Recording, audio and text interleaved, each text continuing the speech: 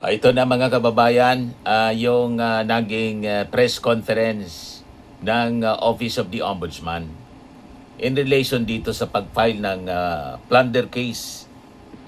Plunder in the graft cases laban po kay Jingo Estrada sa ni dating DPWH Secretary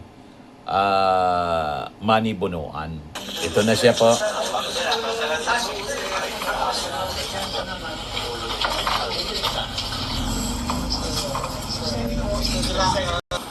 Ayan yung final na dokumento mga kababayan, pinapakita yung final na kaso. Ayan pinapakita po ni Assistant Ombudsman Clavano.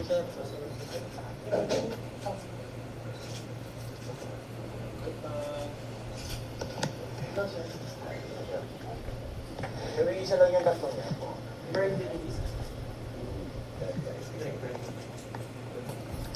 So, pakinggan natin yung kanyang announcement. To our friends from the media, today, the Office of the Ombudsman has approved a review resolution that has caused the immediate filing of criminal sets of information before the Sandigan Bayan against Senator Jose Jinggoy P. Ejercito Estrada, former DPWH Secretary Manuel M. Bonoan, and several local DPWH engineering officials. Following a rigorous and independent evaluation of the investigation forwarded to us by the NBI DOJ Public Works and Bid Rigging Task Force, our office found probable cause to indict the principal respondents for plunder under Republic Act 7080 and violations of Section 3E of the Anti-Graft and Corrupt Practices Act under Republic Act number 3019. Charged alongside Senator Estrada and former Secretary Bonoan are local engineering officials from the National Capital Region. Assistant District Engineer Denril Cesar S. Cortuna and District Engineers Manny B. Bulusan and Arturo L. Gonzalez Jr. The cases stem from an intricate mechanism involving illegal budgetary insertions and project allocations within the DPWH infrastructure portfolio for fiscal year 2025. Our evaluation shows that substantial public funds were deliberately funneled into designated infrastructure projects in exchange for predetermined commission fees or kickbacks. Case records point to an accumulated sum of illicit payouts amounting to an aggregate sum of over 573 million pesos, which were systematic. Want to buy and Legislative Budget Research and Monitoring Office has issued a certificate regarding the absence of documented initiation of budget insertions by the respondent. However, this certificate does not capture all stages of the budgetary process, wherein insertions may be made in a layered method. I would also like to clarify the status of the other individuals originally named in the complaint. The charges against former DPWH Undersecretary Maria Catalina Cathy E. Cabral are formally dismissed by reason of her passing pursuant to the revised penal code. Meanwhile, former DPWH Undersecretary Roberto R. Bernardo, former NCR Regional Director Gerard P. Opulencia, and former Bulacan 1st District Engineer Henry C. Alcantara have been formally excluded from the criminal sets of information filed.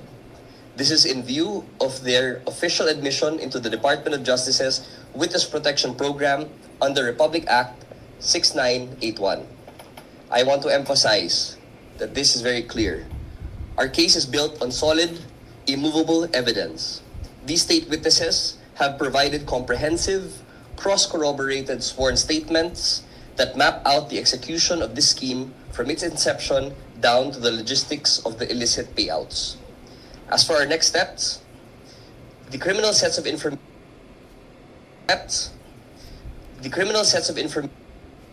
are now being formally docketed before the Sandigan Bayan. Following standard judicial procedure, we anticipate the immediate raffling of the case to determine which specific division of the anti-graft court will handle the trial. Once assigned, the designated division will conduct its own independent judicial evaluation of the records. If the Honorable Court finds probable cause, we anticipate the subsequent issuance of warrants of arrest against the principal respondents. The Office of the Ombudsman has recommended no bail for the respondents in this case. Likewise, the office will pursue whole departure orders for the respondents so as to preserve the integrity of the case in court. The Office of the Ombudsman is determined to pursue all cases still pending. We have one shot to get these cases right. The Filipino people need to see justice. This office is here to make sure we deliver just that. Maraming salamat at magandang hapon po sa lahat.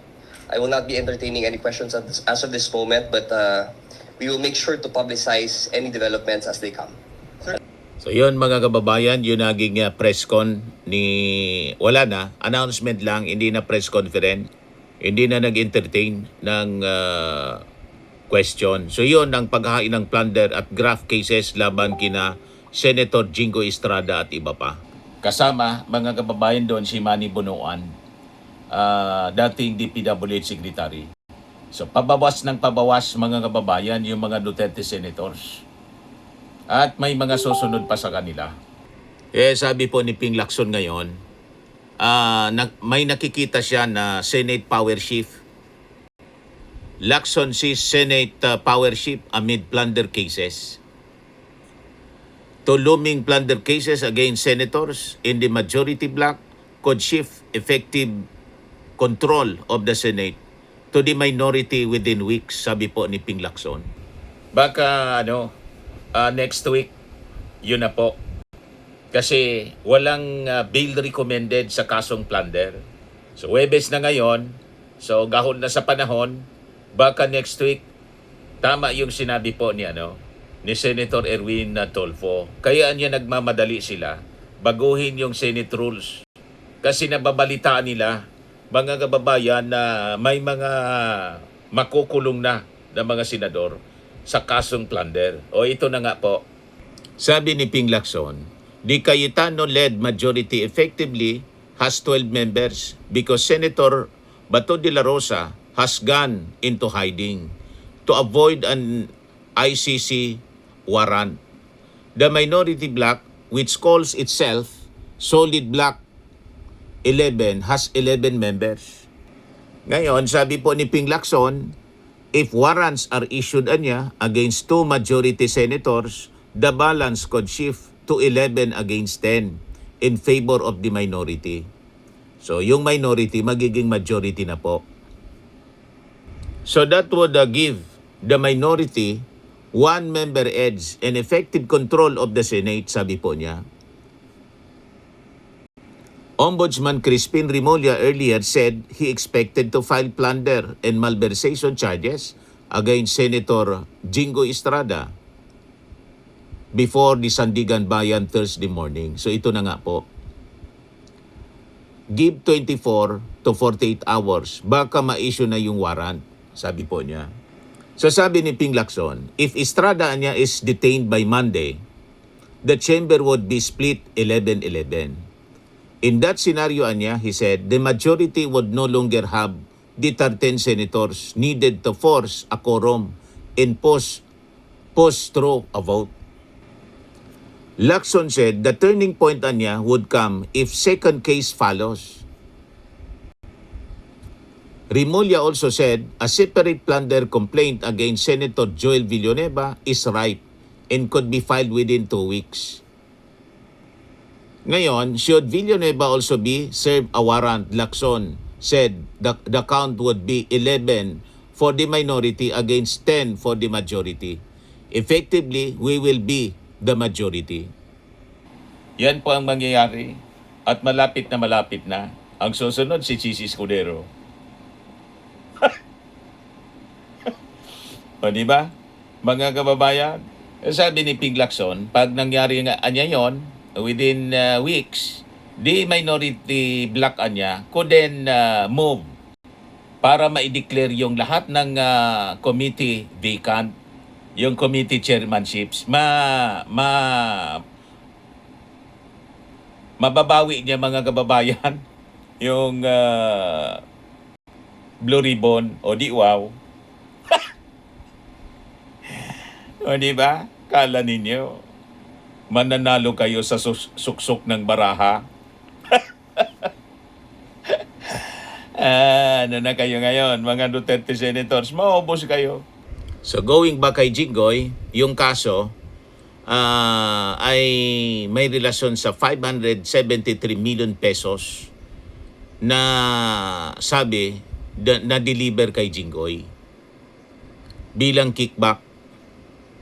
Yan o, following the plunder in graft cases filed against him before the Sandigan Bayan over anomalies in flood control projects. Iyakan ngayon yung mga DDS. O, paano na kayo? Wala eh. Pabawas ng pabawas yung mga kakampi ni Sara sa Senado. Kaya malabo na mangyari yung inyong mga panaginip. Di ba? Ito yung consequences, mga kababayan. Wala man dapat ibang sisihin sarili nila. Consequences ito ng kanilang mga maling gawa. Tama po. Ayan man lang yung ating short video ngayon. Ako po si Dante Maravillas. Bye-bye po. God bless.